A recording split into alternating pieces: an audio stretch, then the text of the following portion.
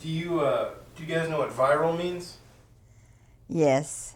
I didn't hear what he said. Do you know what viral means?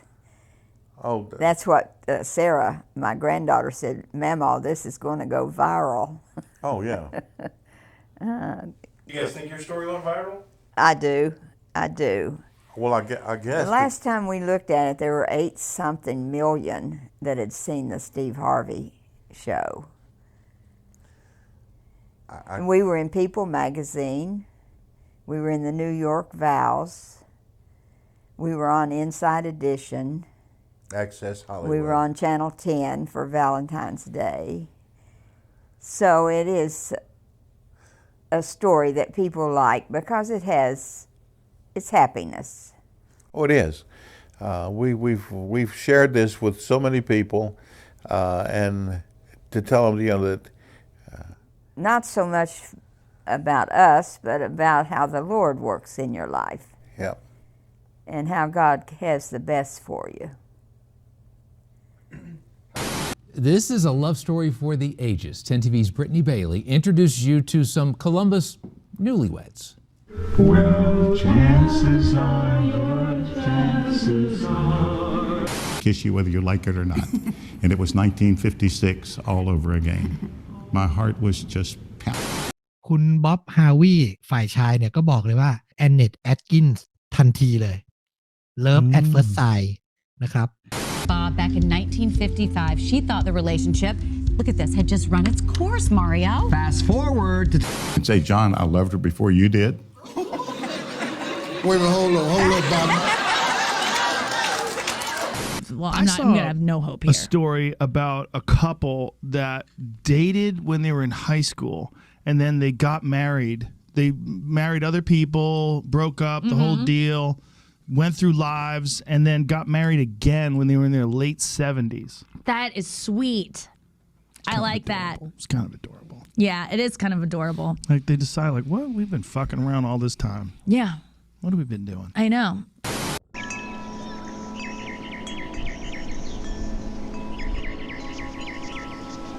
And we were in the Pataskala Standard paper, and that was a nice article. It's like a Hallmark movie, and this is from the Advocate.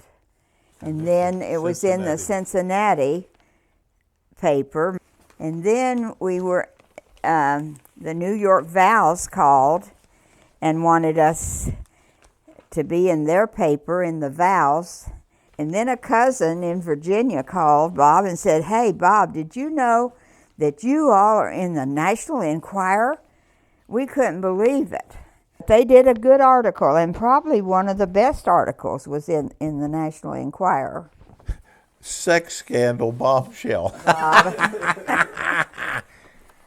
Yeah, that's what I was going to say. It's got this is the cover, the National Enquirer, and then here's the article. And then we were in People magazine. They did an article on us, which was real nice. One article was in Women's World, and I had never really heard of this magazine. And they said God's timing is perfect, is always perfect. And that was in Women's World, January the 20th of 2020. Oh, it was the 1955-56 school year, Prince William County, Virginia, Garfield High School. And I was in study hall in the auditorium, and I guess it was the second week of school, and someone came into the auditorium, and I turned and looked, and it was the most beautiful girl I had ever seen in my life.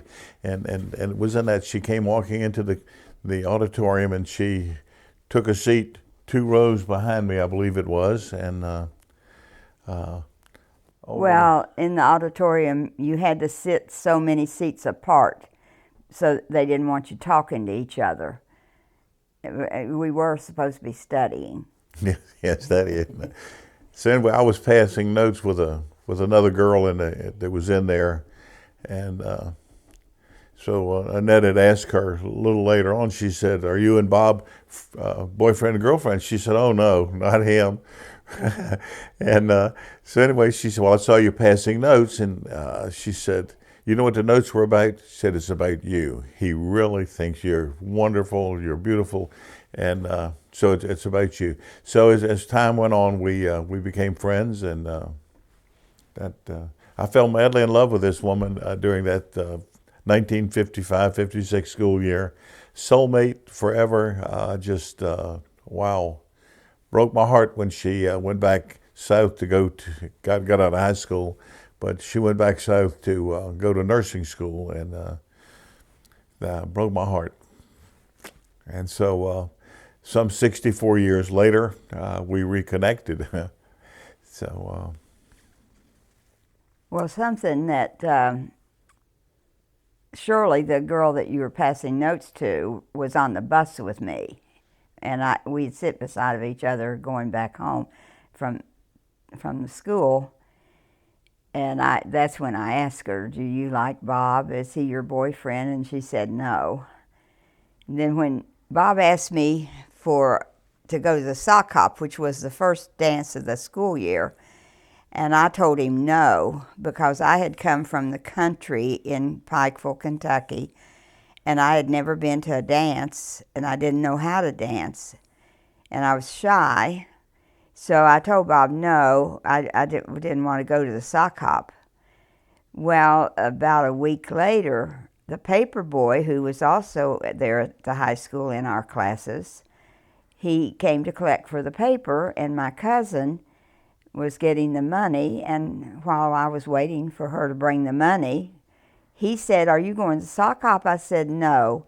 He said, well, would you go with me? And I said, okay, because I thought I'll go to the sock hop with Donald, and then I'll learn how to dance, and if Bob asks me out again, I'll go with Bob.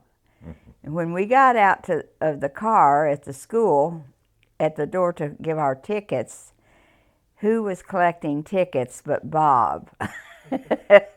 So I felt so embarrassed that I had told Bob no, I wasn't going to the sock hop, and here I'm coming in with Donald. But he didn't hold that against me, and he asked me out again later. Oh, yes. For me, it was love. Oh, listen, she was the most beautiful woman. I'll tell you what, she still is. She's still a beautiful woman. I'm still madly in love with her. I fell in love with her. I mean, it was like, it was wonderful.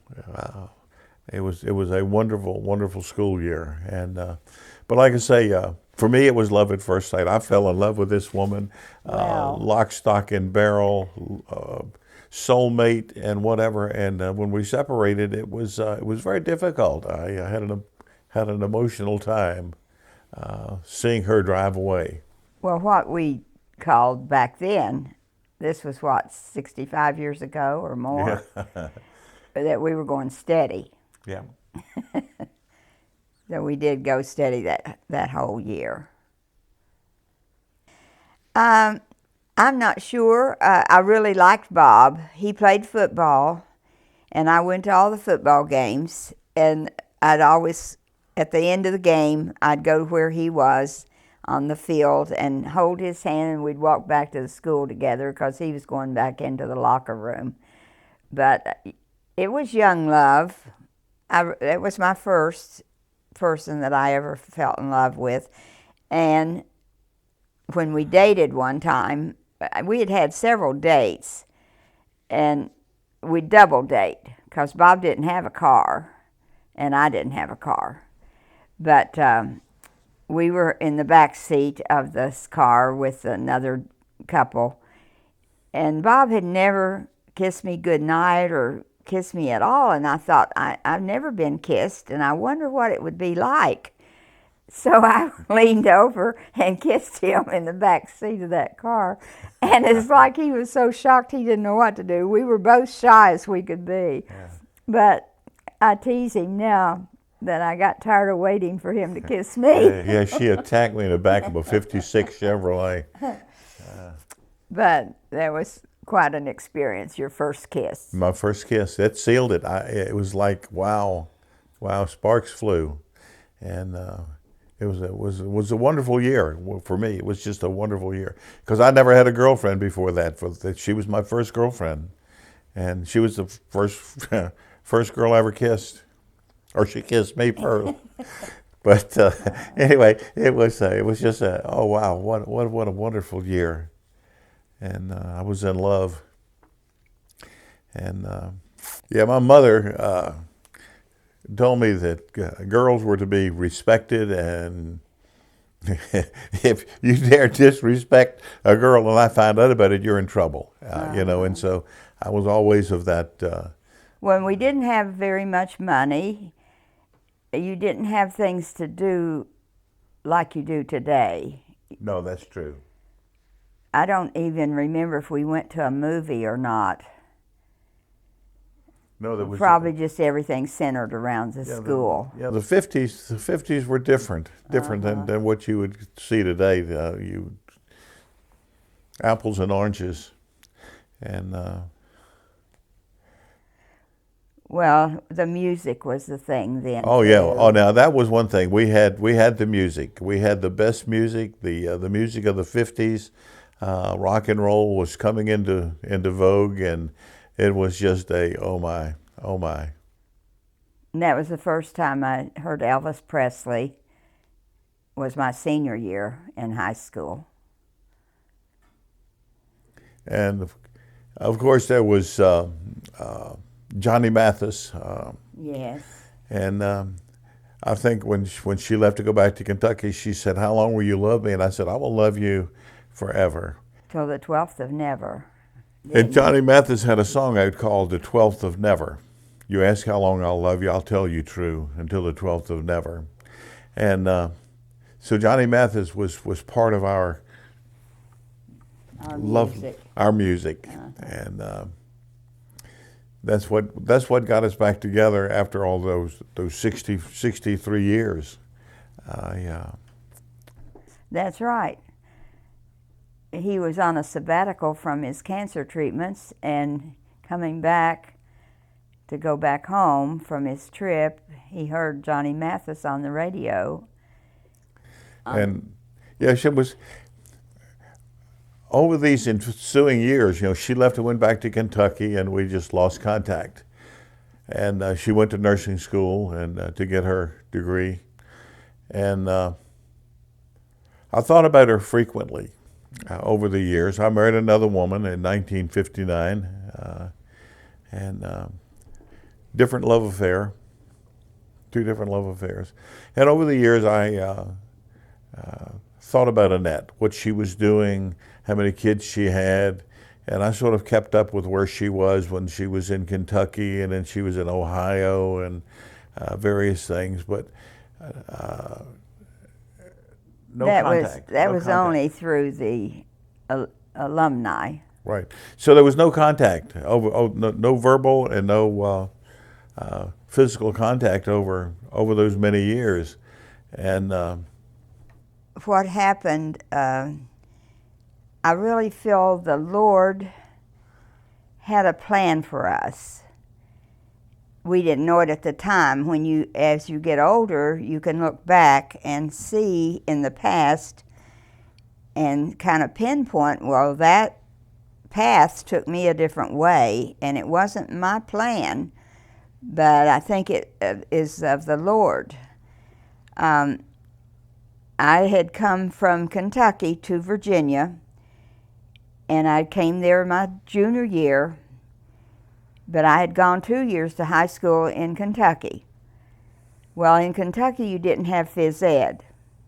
And when I go to Virginia, we didn't realize it. My cousin didn't realize it. The principal of the school didn't realize it. But about 2 weeks before graduation, the senior year, the principal called me to the office, and he said, "Annette, you're 1 credit short, and you won't be able to get your diploma and walk in the graduation class." And I said, "Because of why? You know, what happened?" He said, "Well, in Kentucky you didn't have phys ed, and that would have given you 1 credit for those 2 years. And in Virginia, see, I'm 1 credit short." So I didn't realize that till my senior year. But in my junior year, if that summer they had told me that, I would have stayed there in Virginia and gone to summer school to make up that credit. But my Aunt Ethel, at the end of my junior year, asked me to go to Florida with she and her husband and another couple. And I said yes, because I'd never been to Florida. And that changed my life. You know, that made me be away that whole summer from Virginia, and I didn't get to see Bob that summer. While I was in Florida with my Aunt Ethel, another family came to see her that day, and they had a son named John. And I got to meet John, who was my age, and we enjoyed 2 or 3 days of just seeing each other and being there on the beach together. So that's why I started liking John. So when I went back the senior year to Virginia to go back to this high school, Bob met me at my locker the first day, and I said to Bob, I don't want to date you anymore. I've met somebody else. And that was a terrible thing for me to be so abrupt and to do that in that way, but I didn't want to be dishonest with Bob. So we didn't date at all that senior year. And I didn't date anybody that senior year. I just wrote letters to John. So then this is how Bob... So I watched her up and down the halls over the school year. And in, I guess it was probably May, we were having the senior prom coming up. I didn't have a date. I never dated anybody else. And I was in history class. And there was one seat in the history class, and that was in front of me. I guess that was probably on purpose. And the doors opened, and this very pretty redhead walked in with hair. She looked like Maureen O'Hara. She had red hair all the way down to her waist. Beautiful red hair. And guess where she sat? She sat in front of me. So she was very quiet. I didn't remember what her name was when they called it, but anyway, I just called her Red. And so finally I said, well, everybody who was going to the prom had their date, and I didn't have one, and here was somebody who didn't have a date. They had just come into school just before the prom. And so I kept after her until she finally answered, and she wondered what I wanted. And I said, you want to go to the prom with me? And so that went on for a few days, and then finally she said, you have to meet my parents, and this, that, and the other, and so I had to go through all of that. But that's how we dated. How I met her was her. She was my second girlfriend, second date, so to speak, and I was her first boyfriend. And so over a period of 2 years, we dated. We'd gotten out of high school, and we dated and went to work, and I asked her to marry me, and she said yes. And so we were married in 1959, 2 years after we got out of high school. We lived in Woodbridge, Virginia. We had 2 children, a son, Brian, and a daughter, Denise. But over the years, like I say, I would think about Annette once in a while. That first true love was just in my mind, and I thought about her very fondly over the ensuing years. My wife and I were married for just shy of 60 years, and she died of cancer. And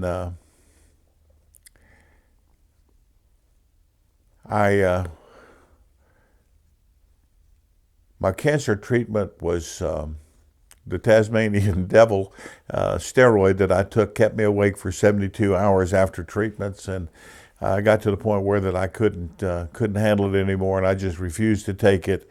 And I took a 3-week trip, and I just went. I went to ball games, I went to concerts, I visited small towns, and stayed on people's farms. Just called people and said, "Hey, can you put me up for a couple of days?"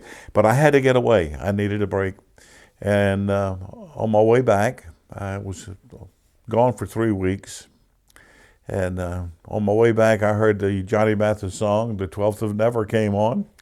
And I said, there's my bucket list. I want to see Annette one more time before I die. By this time, my wife had been passed for 2 years. And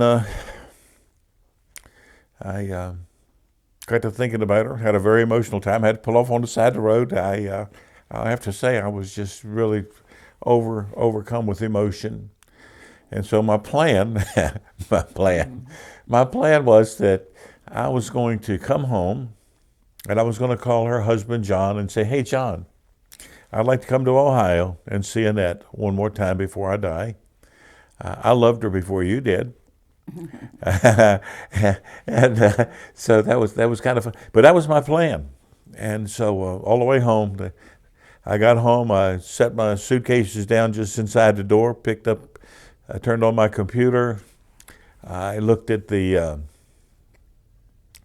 screen, and I Googled her name just to check on make sure there wasn't any changes in where she was.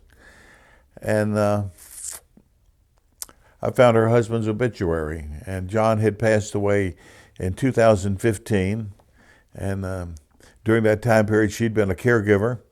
And for 7 years, I'd been a caregiver for my wife who had cancer. And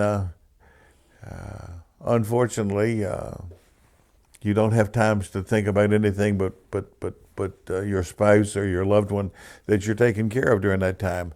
But anyway, I sat down and looked at his obituary and pulled out my checkbook, and I wrote a donation to hospice and palliative care in his honor and memory, and for taking care of Annette and her family, and for him. And I sent those checks off that very same day. And a few days later, I found a nice card. I called it a condolence card.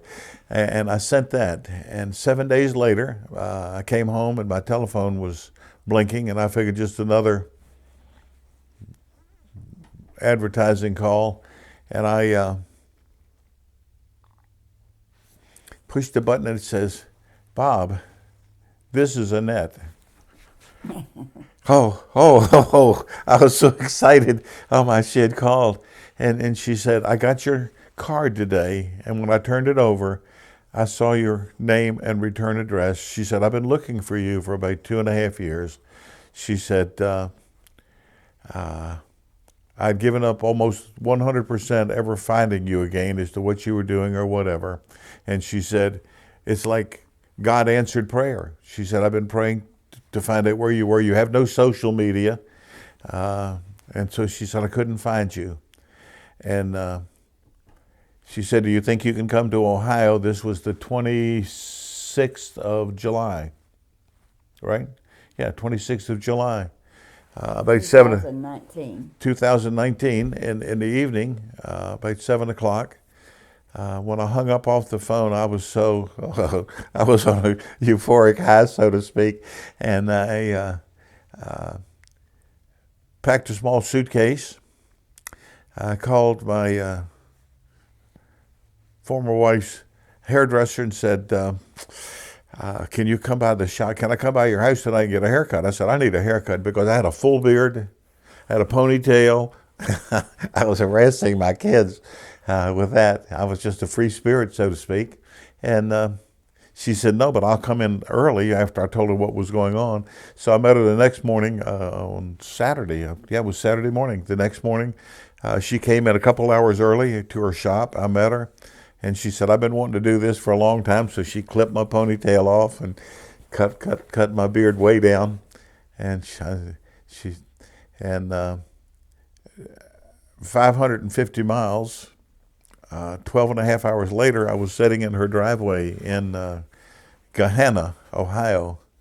And I called her on the phone and I said, are you home? And she said, yes. And she said, do you think you'll ever be able to come to Ohio? I said, honey, I'm sitting in your driveway. And so the door flew open, and there she was. My heart was pounding so hard. And I walked over with some flowers. I handed her flowers and said, you're beautiful. I still love you, and I'm going to kiss you whether you want me to or not. And I kissed her. And the 60 years disappeared. It was like we were teenagers again. And we've been very compatible. And I stayed for 10 days here in Ohio.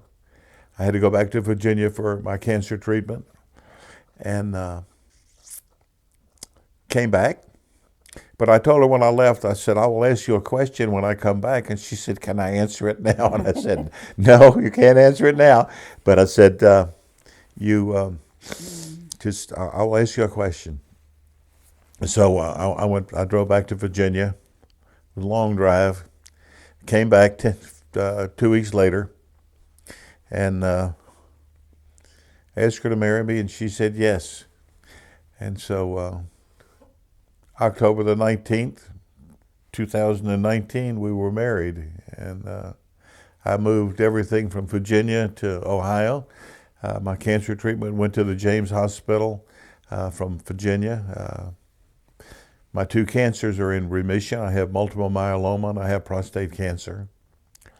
And so life has been good. It has been just absolutely wonderful. We have a different journey every day. She's a joy. Well, one of our stories that was in a magazine, the Woman's World magazine, the title of that was God's Timing is Perfect. And I do believe that that is God's timing. I believe the Lord had Diane for Bob and John for me. And I believe our children were meant to be the way they are. And it's something how the Lord works. And you're not even aware of it. It's not something you really ask for, but the Lord has a plan for you. And the thing that was another way the Lord worked, our church, the day that Bob called there where my husband's funeral had been held, that the church did not have a full-time secretary anymore, so there wasn't anyone in the church to answer the phone except maybe 1 or 2 days a week. And that day, the way that phone was answered, one of the youth leaders was just there to pick up something at the church, and he was walking by the office door when that phone was ringing, and he answered the phone. And I think if the secretary had been there, she would have probably told Bob that she would let me call him if he left his number. I don't think the secretary would have given Bob my phone number. I think he gave you my address. I don't think the church secretary would have done that. So I think that's the way God worked in that timing, that the youth leader was walking by that door, how that happened that way, what a coincidence. And he's the one that gave Bob my address. So I think that was in the Lord's plan. And John and I dated 5 years before we were married in 1961. And we were married 54 years. And he had dementia, and I took care of him for about 7 years. And Bob took care of his wife about 7 years, didn't you? Mm-hmm. So the Lord had a plan for our life, and now He's brought us back together, and I do think that's His timing. And my family has fallen in love with Bob. They all think the world of him. And so we're a blended family now. Yeah, blended family. And we feel the Lord working in both families. We have six children, 6 adult children. We have 14 grandchildren. And we have 5 great-grandchildren, a big change. And my family lives in the Fredericksburg area of Virginia and Connecticut. Mm-hmm. Yeah. So anyway, it's been a wonderful experience and journey to this point, and I'm still madly in love with this woman. I know that people have criticized me for that, saying, "Well, didn't you love your wife?" Well, I loved my wife. It was different for 60 years. I mean, So anyway, it's just been a wonderful experience. Well, and when you lose someone that you see, John and I knew each other 60 years. We were married 54.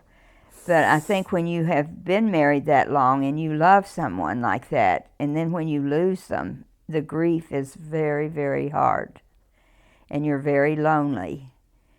And you don't want to make your family feel bad when they see you and you're grieving and you're feeling very lonely, but you don't want to worry your family. Right. So you hide some of that from them. And then you can hug people, but when you're in love and you love that person, that hug is different than just hugging somebody in your family or your friends. Yeah, so God has been so gracious to us to give us this time together. Yep. We don't know how long it's going to be, but we're thankful. Like I say, I got her some flowers from Kroger's when I came the first time, and I said, "Is there a '50s restaurant, a '50s venue restaurant somewhere?" And so she said there was a place called the Nutcracker in Pataskala, Ohio, and that's where we went on our first date. A couple of days later, I told her, I said, well, something that happened at the Nutcracker, we told the waitress about our reconnecting, and she told the owner. The owner asked us if we'd stand in front of their jukebox and have a picture made that they wanted to put it on their Facebook. And that's what triggered the editor of the Granville paper wanting to interview us, and that's what got to Steve Harvey, and that's how everything got started. But anyway, we were in the apartment in Gahanna, and I said, "Come on, we're going to take a ride. We're going to take some flowers out, and we're going to put them on your husband's grave." And so we went out to the cemetery, and with the flowers, and I cleaned up the headstone. And we put the flowers there, and we had prayer there, and we told God that. Well, we thank God for our spouses. Our spouses that we had been married to hers for 54 years, and mine was like 59 years, and thank the Lord for giving our spouses to us. Yeah, for our spouses that we had loved, and that we were now reconnecting, and we were sure that our spouses were secure in heaven. That John was in heaven. John was a serious Gideon. I mean, he was Mr. Gideon for Ohio. My wife was very strongly based in the church, and so we knew that they were secure. Mm-hmm. And said, it's our time, and we'd like to have our time. And it was like this peaceful aura came over us. And we went to, is it Grater's? We went to Grater's and had ice cream for lunch. Had ice cream for lunch. And we came back to the apartment. I'm telling you now, there's signs. There's so many signs. And so we came back to the apartment, and we were sitting on the sofa. And suddenly, there were these apparitions, like the light. There was this, and there was a cameo of John Callahan and of Diane Harvey, and they were smiling us as if to say, "It's okay." I saw these, and I said, "Look," and she looked up, and it was gone. And that was a sign from God that it was okay for us. Our spouses were okay with it. Yeah, God was okay with it. It was within His timing. That was all. We didn't want to hurt our children or our family. We didn't want our children to be upset about this. We were very comfortable with what had taken place. And later on, that summer, her husband's favorite flower was a blue morning glory. Hybrid blue morning glory. And she had one out on her patio, and it had not bloomed. Well, the thing of it is, I had planted it, and it had a large vine, and my daughter would come to see me during the week, and we'd go out and look at that morning glory and say, it's a beautiful vine, but it doesn't have any blooms on it.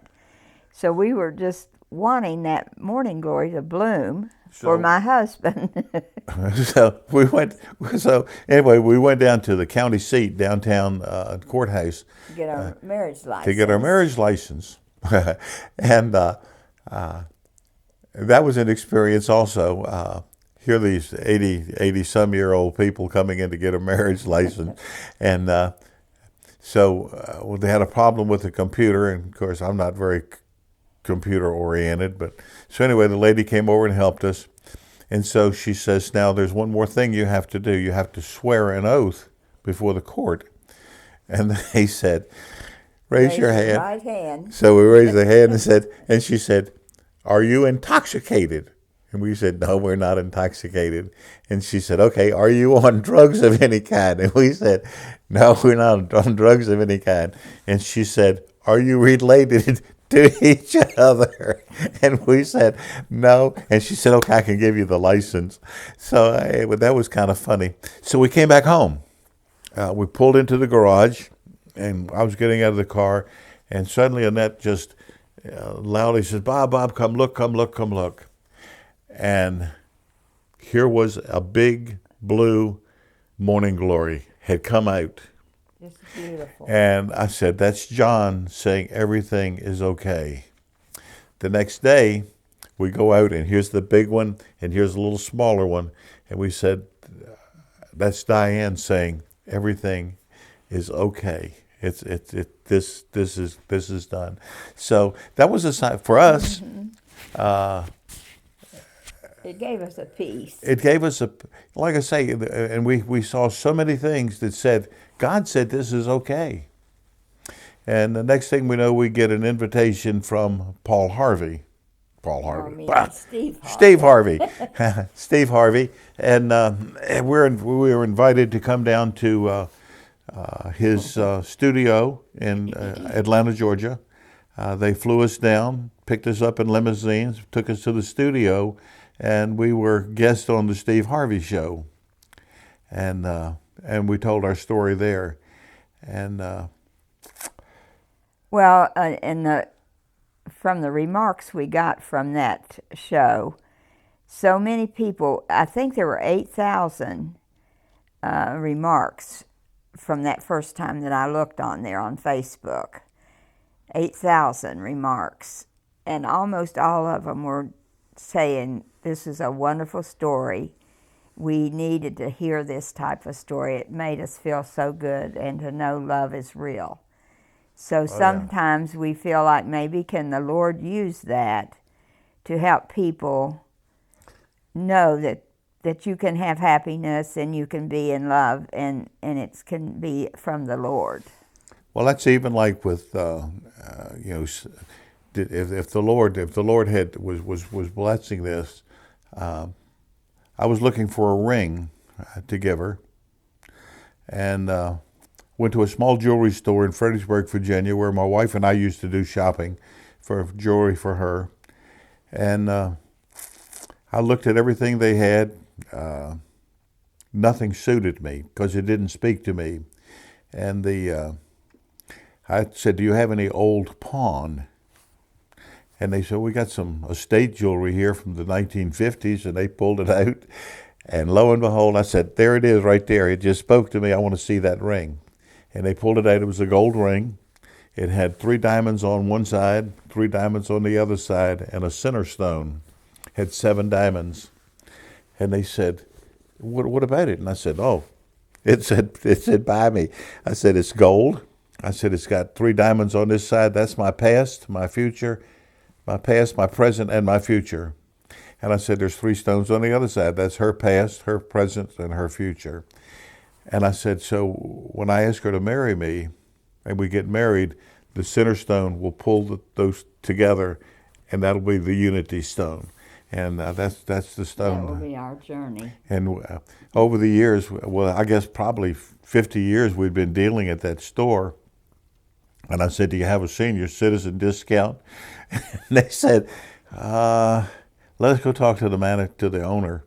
And they went and talked to the owner, and they gave me a phenomenal almost gave me the ring. But I was going to buy the ring anyway, but it was like, wow, there it is. And they were just so excited about that. And I think we've got... Well, and when I told my daughter, she's, I think she's 49 when we reconnected, and I called Becky to tell her that I'm going to see someone that I used to date in high school. He's coming to Ohio to see me. And Becky said, "Mom, this sounds like a Hallmark movie." So that's what one of the editor of the Granville paper, that's how he titled his interview with us. It's like a Hallmark movie. It was kind of cute. The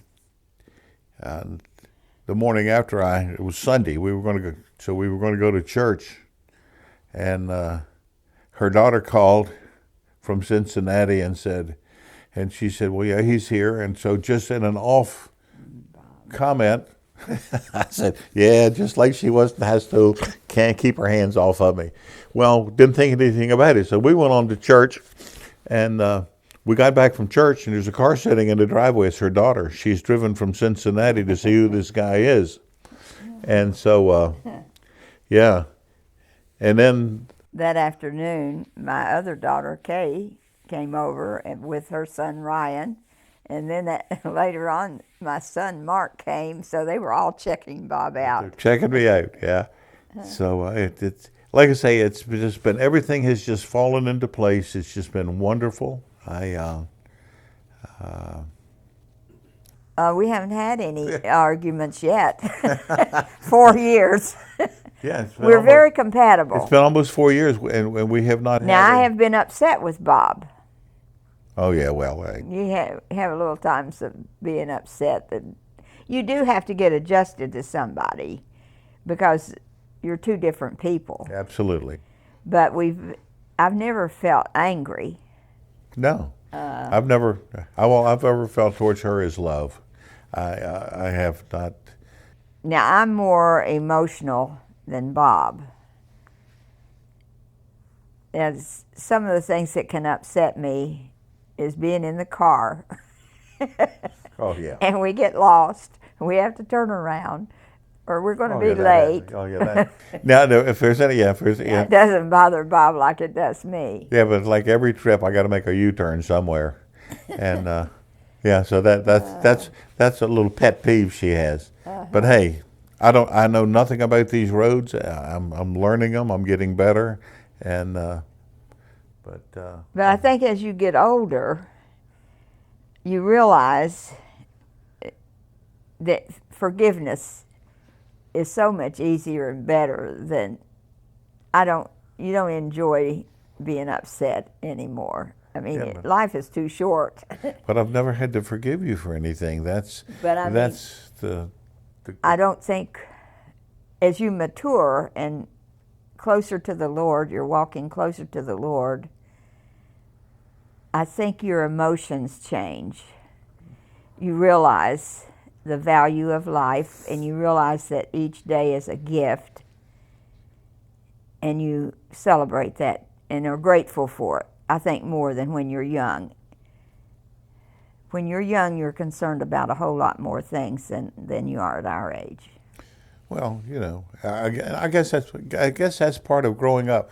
My mother was always respect the young ladies, and if you ever do anything that's not respectful, you're going to deal with me, and that was sort of my thing. And so, you know, when Annette told me that she was seeing someone else and didn't want to see me anymore, I walked away. I didn't argue. I didn't broke my heart. But anyway, it was the Lord's plan that we get together these many years later, and I have no regrets. Love, I think, is thinking. I think more. I want Bob to be happy, and I want him to feel that I love him. Kindness is a part of love. Forgiveness is a part of love. Wanting something more for him than I want for me. You know, I just think your heart changes when you're in love with somebody. Yeah, I want the best for her. She fussed at me when we first got married. She said, "I can do stuff for myself," because I just want to do everything for her. I didn't, don't go. You don't need to run in and put out the trash. It's cold out there. I'll be cold. I'll do the trash. I mean, it was like simple things like that. Was like I was trying to do everything to please her, to make sure that she was well taken care of. And that's still my goal, is to take just such good care of her that she will just last forever in our minds. Love is patient, love is kind, and it matures. And I think that we do have love. We do have a sincere love for one another. It's a bond that nothing can separate. When we have fun together, we kind of lighthearted. We have lost a lot of friends that we really love because we're 84, and we're hearing more all the time of someone that's gone on, and it does touch you, and you feel a loss. Well, that's true. I was on a police department went on a police department in 1962. We had 28 members in the rookie class, and 28, and now there's 10 left. 18 have passed away. These are guys that I worked with, but backed up on the street every day. High school friends, the same thing. Where our high school class is dwindling every year, and we're just fortunate that we've lived this long. So I don't think that the Lord is finished with us. I think He still has something for us to do. Maybe someone to meet, someone to share, His message with. That God is love. That's. Well, then on our trip going to Atlanta to be on Steve Harvey, we flew different flights because Bob was still in Virginia with his cancer treatments, and he had not moved to Ohio yet, and so I flew from Columbus to Atlanta. Anyway, Bob's plane landed there in Atlanta before mine, and he was waiting for me, and happened to run into a man that was there in the airport, and was mall watching people as they walked by, and a man and his wife and child came out and sat at a little table, and he looked over and he saw a pin that I was wearing, and he said, "You law enforcement?" I said, "Retired." And so we got to talking, and he too had multiple myeloma.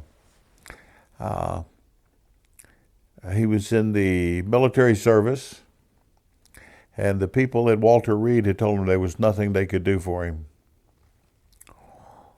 And I told him, I said, "I know a good doctor in Fredericksburg, Virginia, that you need to see." So he got one of those special needs permits and went to see this doctor in Fredericksburg. I don't know how that works with the military, but anyway, he's in remission. They took him in, and the doctor that I had in Fredericksburg, his passion in life is to get a cure for multiple myeloma. Currently there is no cure. So that man's life has changed now. Pardon? The man's life has changed. Oh, absolutely. His life has changed. In remission. I have so many people I've been placed. The Lord has placed me in a position where that contacts just come normal, and I'm able to talk to people and help them to deal with the maladies or the stigmas attached to cancer. It's with me, like when my wife was diagnosed with cancer, they diagnosed her cancer, and he said there's going to be surgery. She said, can we do it tomorrow? And he said, what? She said, I done turned this over to the Lord. She said, I'm ready for the surgery. Can we do it tomorrow? He said, no. He said, I can do it Thursday. She said, we're doing it Thursday. When I was diagnosed, the same thing. He said, you have multiple myeloma. It's a non-curable cancer. And he said, but we're going to try to control it. And I said, okay. And I said, give me a moment. And I said, okay, it's turned over to the Lord. I said, so where do we proceed? I don't dwell on it. It's not a common cold. I present it that way. I'm not terrified of it. Not going to live forever. But like I say, I have no fear of dying. I'm pretty secure, and I'll go to heaven. And so people are there, and they're just, they don't know what to do. There's horror tales of people who have cancer treatments, and I'm sure everybody's heard somebody lament about this horrible treatment, and they don't know what to do. I'm on my third round of cancer treatment. The chemotherapy had stopped working in 2 of them, and now I'm on immunotherapy, which is something else to prolong. So it's just that's life. And the Lord has just been so gracious to Annette and I, and His blessings and the things that He's presented us with, the people that we've met. Again, we have no regrets. It's we're able to share, and I'm sure the Lord will know this one of these days, but I'm sure that we have helped many people. I mean, there's just been so many signs. The morning glories, the apparition that I saw in the ceiling, the actual cameos. We look at life differently, I think, than most people do. Mm-hmm. We look for signs from the Lord that says, hey.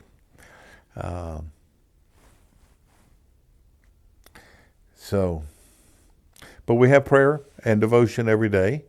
We have a very extensive prayer list that we go through every day, and we pray for everybody. It's like,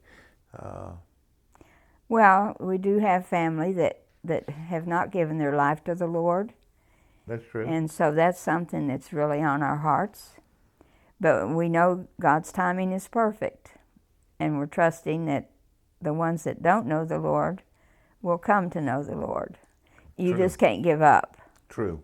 You got to have hope and trust in the Lord that He hears and answers the prayers that you're praying. Yes. Happy. Very happy. Oh, well, every day is happy. She is my joy. She is my joy. It's just every day. Oh my. She's just, oh my. I just love this woman so much. It's, oh my. I'm very happy. I am very, very happy. Well, Bob loves to work with woodwork. And so he's gotten, since we've been married, he had to get rid of a lot of his things in Virginia. So now he has bought a bandsaw, a sander, and I don't know what all, but he loves to work on wood. And I've gotten to take watercolor lessons since we've been married. I've gotten to go to some watercolor lessons. So I think you do have, you have a lot of interest in life that keeps you healthier, I think. I do think that to prevent Alzheimer's and dementia, those types of things, I don't know that you can keep it from happening, but I think if you have a more flexible brain, you do crosswords, jigsaws, watercolors, woodwork, whatever, you got to have some flexibility in your thinking So don't get too set and rigid in your life, and stay happy and young at heart. There are things that are not happy. You know, you have times when you're crying for somebody or you've lost somebody, or there's times of trial. But if you trust in the Lord, you know you have the faith that things are going to work out, and you know the healing may be that you die and go to heaven. That may be when you get healed. But whatever, keep your heart open and ready to receive happiness. Oh yeah. And joy. Yeah. I don't know what the definition of happiness would be, but I'm happy. I have no. Well, we're content. Yeah, and we're very compatible. Yeah. So. Thankful and grateful. Oh, yes. Well, the story has gotten, it went viral. And some of the results we've heard about is like the Jewel Box, which is this little jewelry store where I bought her ring in Fredericksburg, Virginia. Their jewelry business picked up because people said, we want to come here and see the Jewel Box. The same thing with the Nutcracker out at Pataskala. He says that people come in from California, they come in from Nevada, they come in from Texas, and they said, we heard about this place and we just want to come here and eat. And so his business has picked up as a result of this. And I would assume, but he said that so many people come in and said they read about it, they saw it on the news, they read it in the newspaper, online or whatever, Facebook, and they just wanted to come and see where the place was. So it has impacted many people. I guess what stuff we take for granted. But Annette was walking the other day at one of the local stores, and I had told the story there earlier, and this lady worked at Walmart, and so anyway, Annette was just walking through the store, and she said, "Oh my goodness, Annette, is that you?" And she remembered her. I mean, it's like.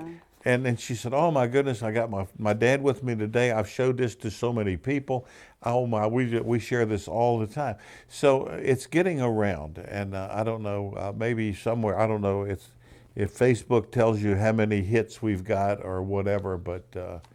Well, when we go to OSU, to the James, when we first went there, that's right after we'd gotten married, and Bob told the nurses when they were in there getting him ready to see the doctor about our story. And of course they got on their phone and looked up the Steve Harvey show. And when the doctor came in, the nurses had already showed him or told him about the story on Steve Harvey.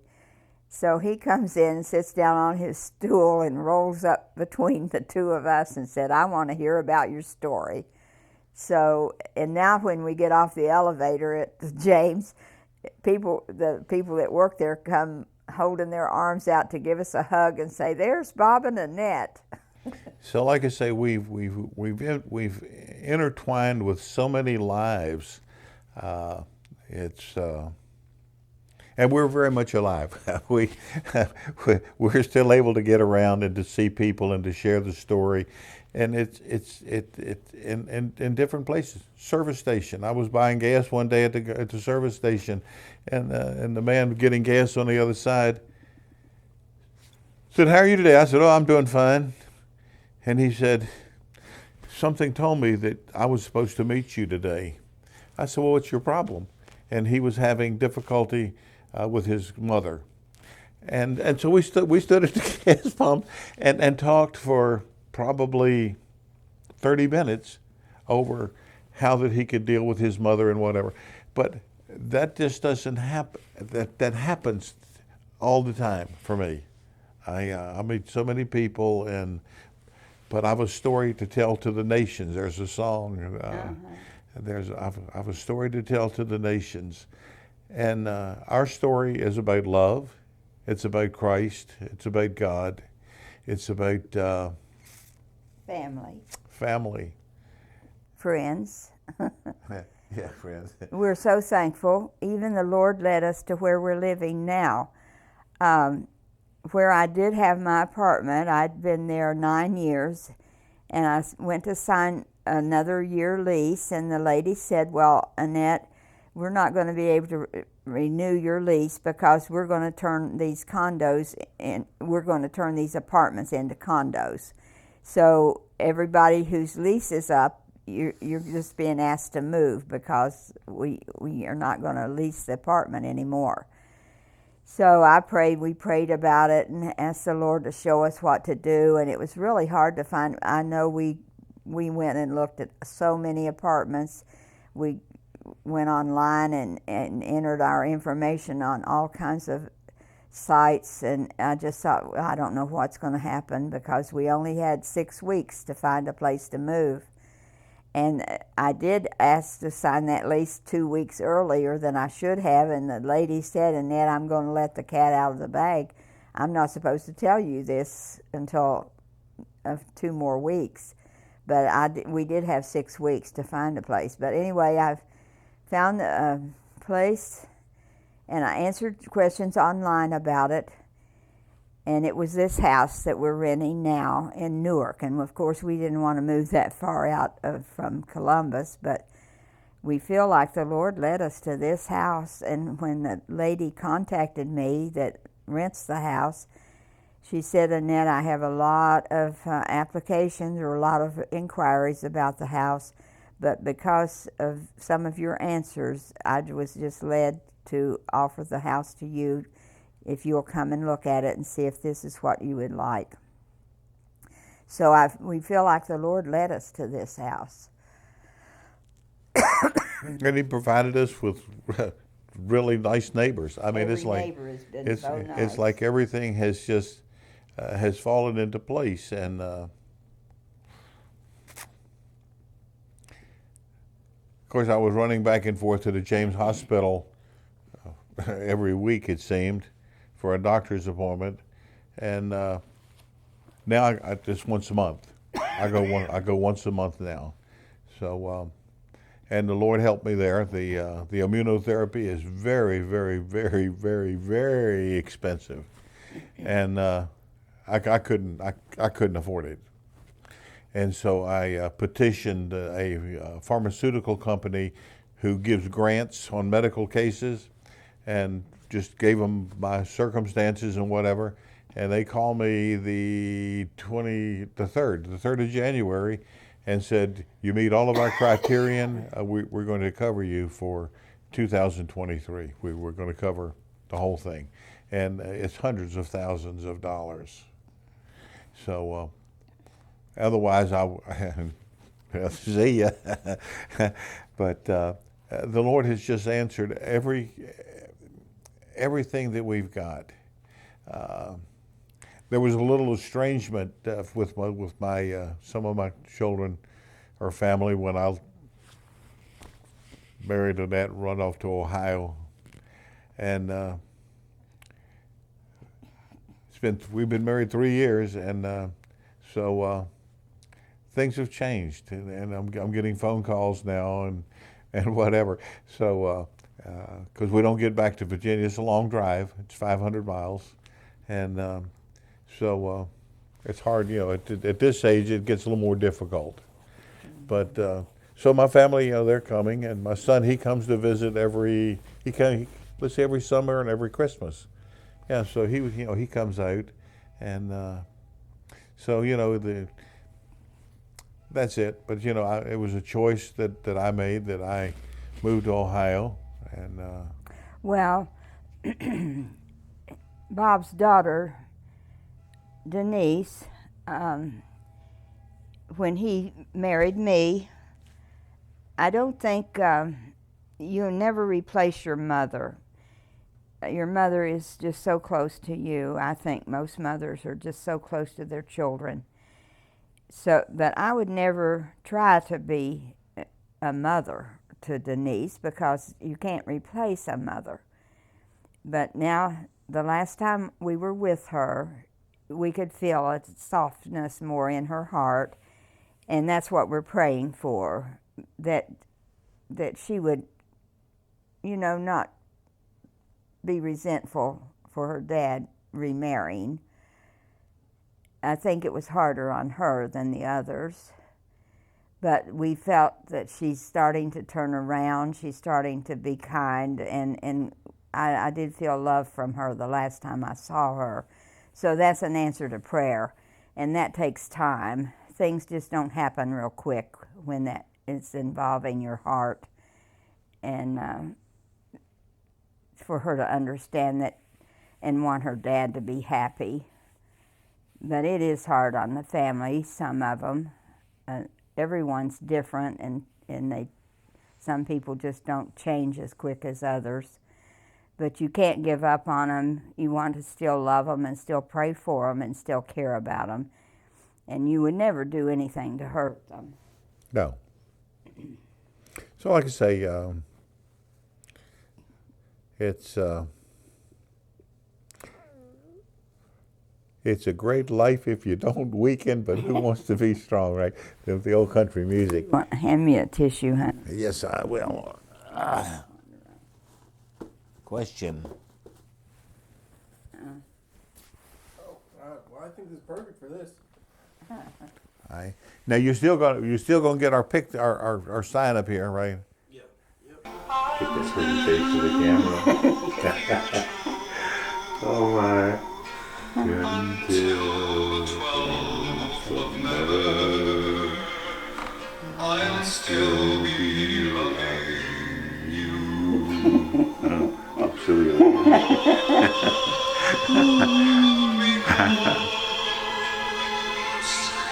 Never let you go.